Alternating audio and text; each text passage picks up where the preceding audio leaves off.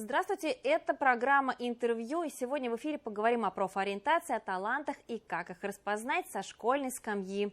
И гость студии Евгений Шамонин, директор Центра профориентации и привлечения талантов УГНТУ. Здравствуйте, Евгений Александрович. Здравствуйте. И сразу начнем. Что же это за профориентационные курсы, для кого они, для какого возраста? Достаточно большая программа курсов существует в нашем Центре профориентации. Ориентированы они на школьников, начиная с 1 класса и заканчивая 11 классом. Основные программы, конечно же, направлены на помощь в подготовке к ЕГЭ, ОГЭ, но также существует большое количество программ, которые либо углубленно изучают школьные предметы, либо дают возможность развиться вне школьной программы, изучить что-то новое. Как именно они проводятся, насколько большие аудитории, где вообще они проходят, и самое главное, сколько человек? 1, 5, 10? Мы стараемся не увеличивать количество людей, потому что чем больше людей, тем меньше внимания и меньше запоминается. А вообще группы набираем от 5 до 15 человек.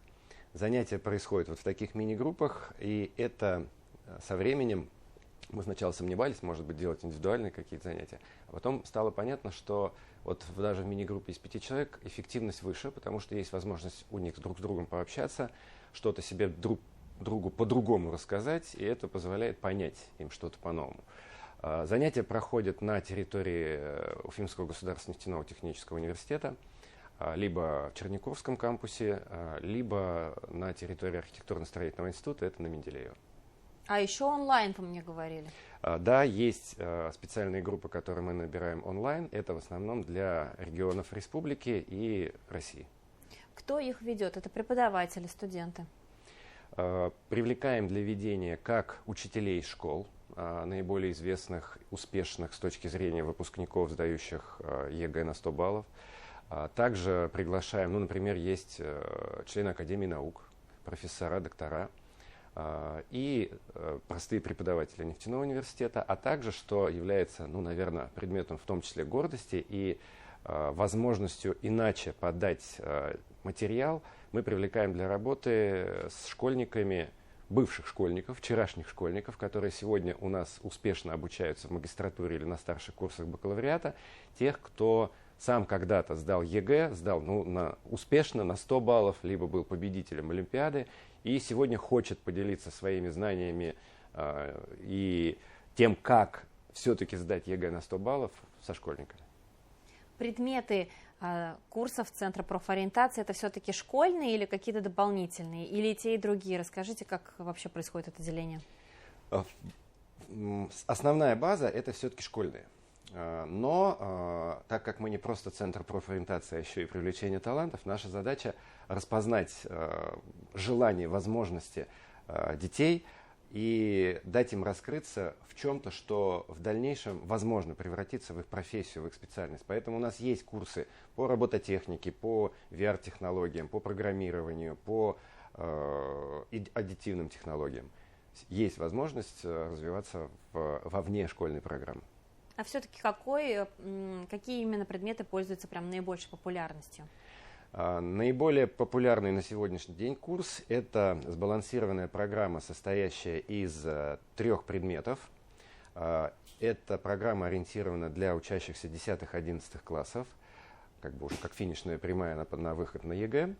Базовые предметы — это, понятно, математика и русский язык. И 3 предмет, вот в этот комплекс из 3, уже родители, дети выбирают самостоятельно. Это может быть физика, это может быть химия, это может быть информатика. Собственно, вот я сейчас и назвал самые популярные предметы, потому что все-таки мы понимаем, что больше мы площадка инженерной подготовки, поэтому если мы смотрим в сторону нефтяного технического университета, то здесь все-таки преобладает математика, физика, химия.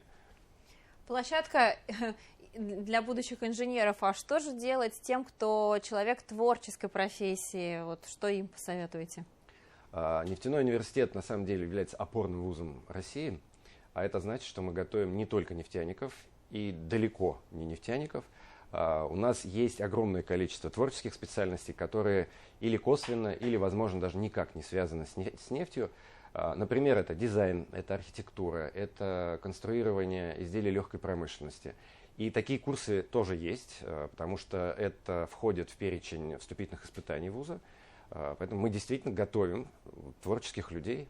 А если говорить еще про другие творческие направления, вот, может быть, даже вы не знали, и я бы не знал, если бы не работал в УГНТУ, у нас есть специалисты, которые, кафедра готовит специалистов инновационные функциональные продукты питания, представляете, в нефтяном университете, медиакоммуникации. То есть мы сегодня открытый политехнический университет, который готовит по очень широкому спектру. Надеюсь, что они тоже пользуются популярностью. Вообще хочется узнать, я, насколько понимаю, курсы платные, и потом какой-то можно сделать возврат родителям. Да, мы не стараемся, то есть мы не ставим, так как не являемся коммерческой организацией по своей сути, мы не ставим задачу нажиться, заработать. Поэтому я сейчас назову некоторые цены, вы поймете, что они действительно очень демократичные, очень доступные.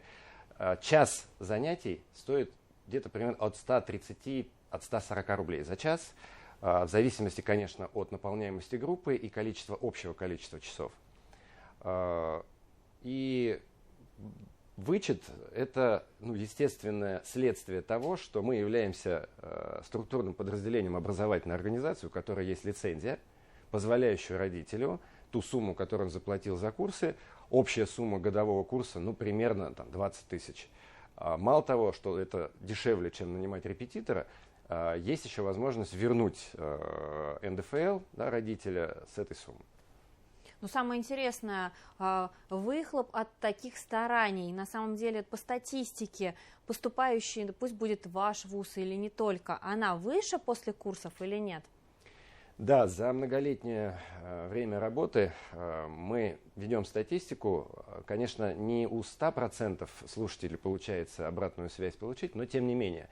Мы знаем, что на примере нашего вуза, как одного из ведущих вузов страны, мы гордимся тем, что наши выпускники наших курсов поступают в наш университет с баллами гораздо выше. Сумма баллов ЕГЭ и в переводе на средний балл на 1 ЕГЭ гораздо выше. Это где-то 4-5 баллов по сравнению с тем, кто приходит, назовем так, с улицы. Да? То есть не выпускник наших курсов, да, а просто человек, который выбрал нефтяной университет и пришел со своими родными баллами ЕГЭ. На самом деле, кажется, может быть, это не так много, но во время приемной кампании, вот в этой турнирной таблице, где человек понимает, я пройду на бюджет или не пройду, 4-5 баллов, это может быть 20-30 человек по списку, все это достаточно сильно. А статистика поступаемости наших слушателей в УГНТУ около 40% ежегодно наших слушателей становятся студентами бюджетной формы обучения нашего университета. Это же не говоря о том, что многие ребята все-таки уезжают в столичные регионы, и тут уже статистику сложнее собирать. Это точно.